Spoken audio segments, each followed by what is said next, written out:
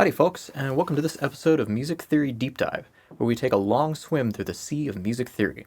Today we'll be digging into the topic of key changes, specifically focusing on tonicization and modulation. But first, what is a key change? Well, what do we mean by key? A key in music is a collection of notes that are used to create melodies and harmonies. Out of these notes, one note is the central note, the main note, the king of all the others. We call this note the tonic. In fact, there's a whole hierarchy of importance among these notes where the tonic is ranked number one, and each of the remaining notes is ranked by how important they are in the key. The interesting thing about this ranking of notes is that it's pretty much all in our heads. By growing up listening to Western music, we've learned through exposure which notes are the most important and which are less important. If you're interested in digging deeper into this subject, music psychologist Carol Krumhansel published a book in 1990 titled Cognitive Foundations of Musical Pitch, which summarizes several experiments she and a few colleagues performed in the 1970s testing how we perceive keys. But for our purposes today, we just need to know that the tonic is the most important note in the key. Usually. And this leads us to the topic of our part 1 video, tonicization. What is tonicization? Well, remember that group of notes with one of them being the tonic that we just talked about? Well, tonicization is when one of the other notes in the key that isn't the tonic is momentarily treated as if it were the tonic. When it comes to discussing key changes, modulations, and tonicizations, we're usually dealing with chord progressions, but let's back up and start simpler than that. Let's start with single notes. Here's a very simple and, well, kind of bland melody. We're in the key of C major, which means that we're only using the natural notes, no sharps, no flats, and the note C is emphasized more than the other notes. Here I've accomplished this by starting on a C and ending on a C with a few other notes from the key thrown in between. One of the strongest ways to emphasize the tonic is to place the leading tone right before it.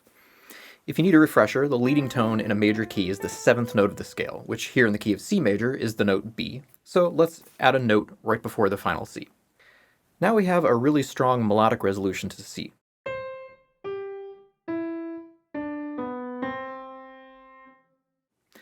There's just something about that motion of stepping up by a half step that is incredibly strong to our ears. It naturally exists between those two notes in a major key, and we also often add leading tones to minor keys to duplicate that strong sense of resolution. Here's a C minor scale with the 7th note raised to B natural to create that half-step leading tone before the final tonic C. Okay, back to our example melody in C major. If we take the general idea that leading up into a note from a half-step below sounds good, and apply it to the rest of the notes in a melody, we get this.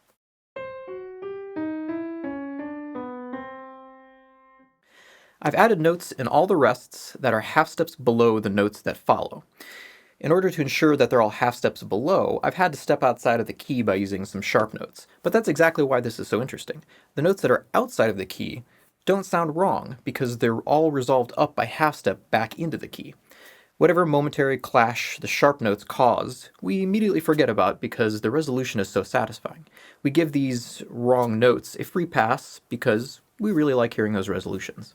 Let's check out a real piece of music that demonstrates this. Here's the score to a Mozart piano sonata, specifically Sonata number 16, K570 in B-flat major.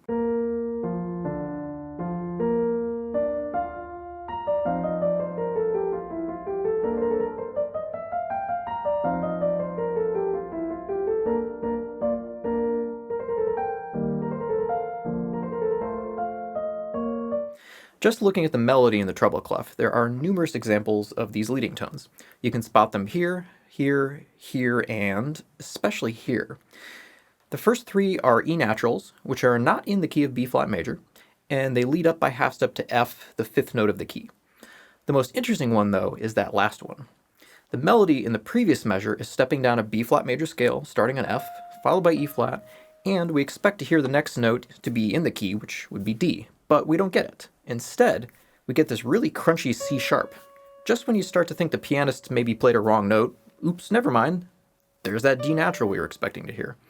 We still get the note we expected, just a little bit late, which makes that surprising C sharp note all the more satisfying. This trick of landing a half step below the major third of a key and then correcting it is a widely used cliche in the classical style. Following this so far? Let's have a quick test to make sure. Here's another example melody, this time in the key of G major. Replace the rests in this melody with quarter notes that are half step below the note that comes next. Try writing down your answers, or better yet, grab your instrument and play through your answer.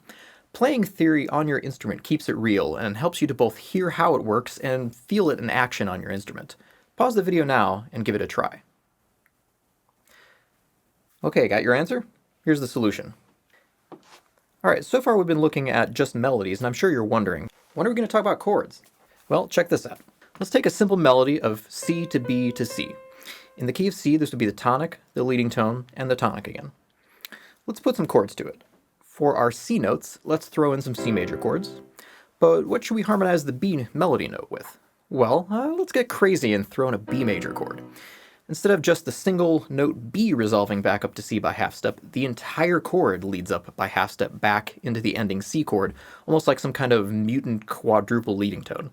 And in fact, sometimes you'll actually see that in music. The opening guitar chords to Elvis's Jailhouse Rock do exactly that.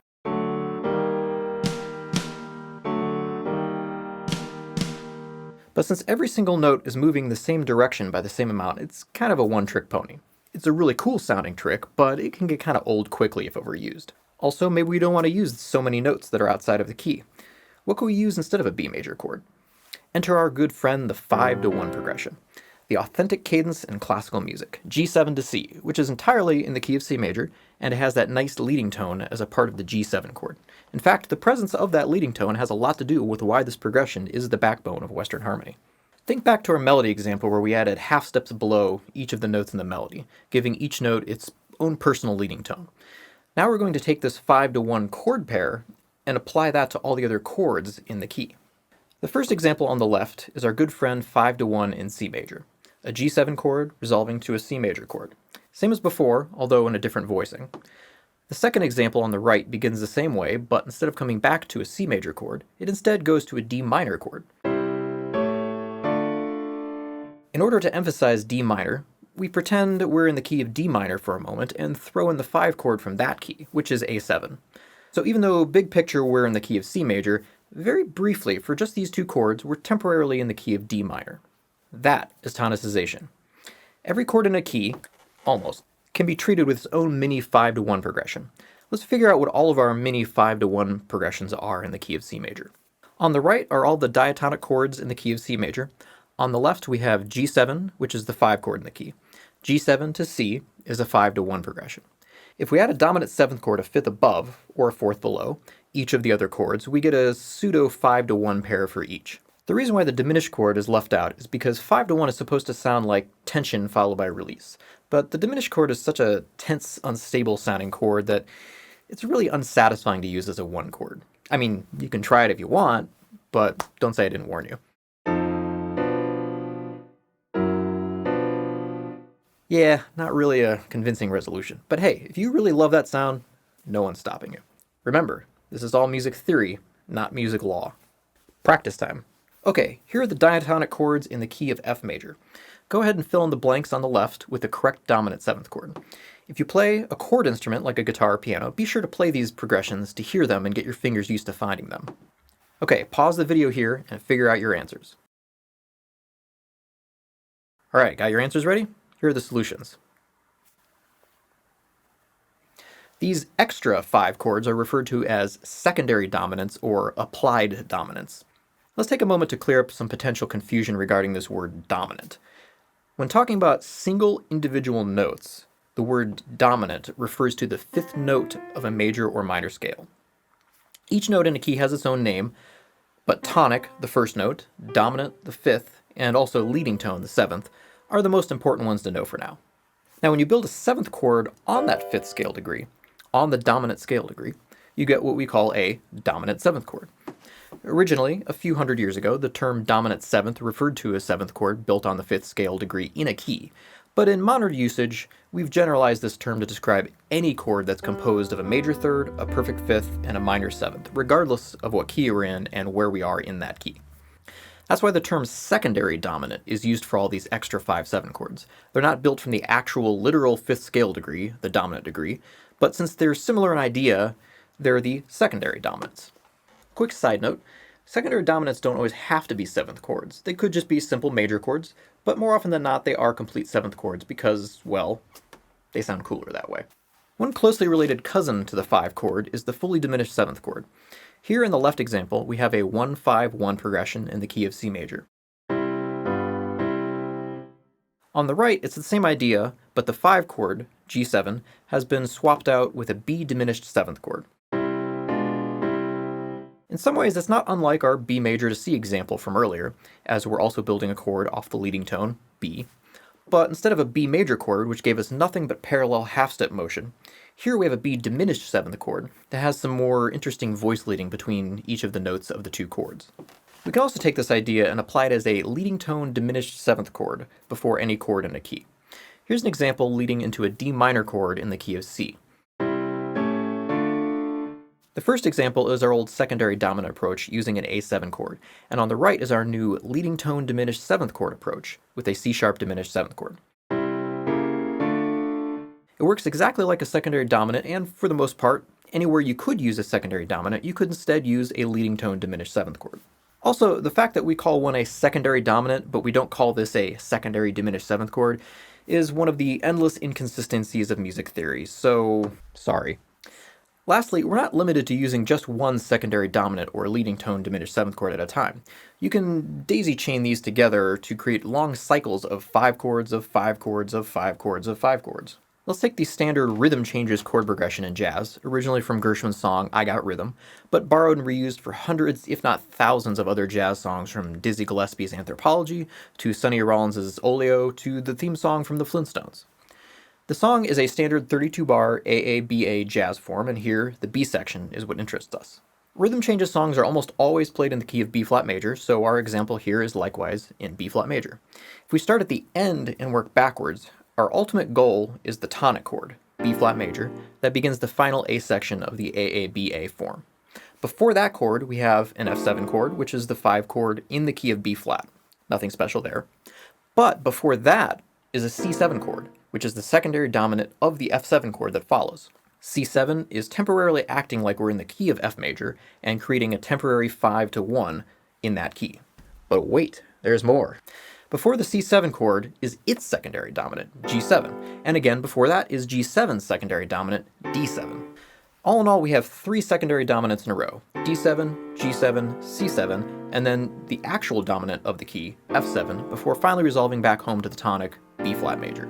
When multiple secondary dominants are strung together like this, it's often called backcycling, because we're cycling backwards from our ultimate goal, which here in rhythm changes is the B-flat chord at the end of the sequence.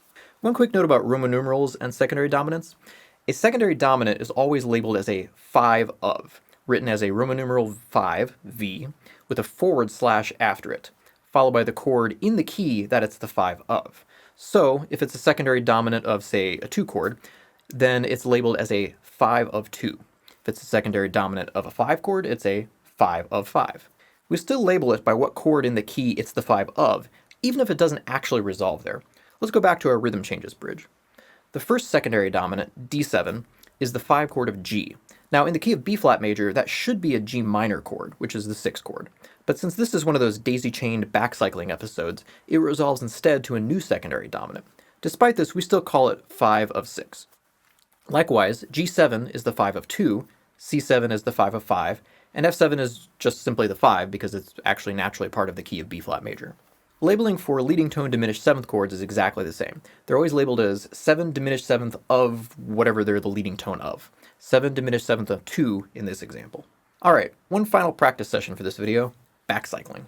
Here we have a really simple, boring example. A 1 chord for a long time, then a 5-1 in the key of C major. Let's spice this up with some secondary dominants all daisy chained together, working backwards from the G7 chord.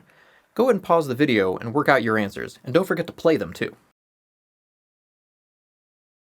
Alright, ready? Here's the solution.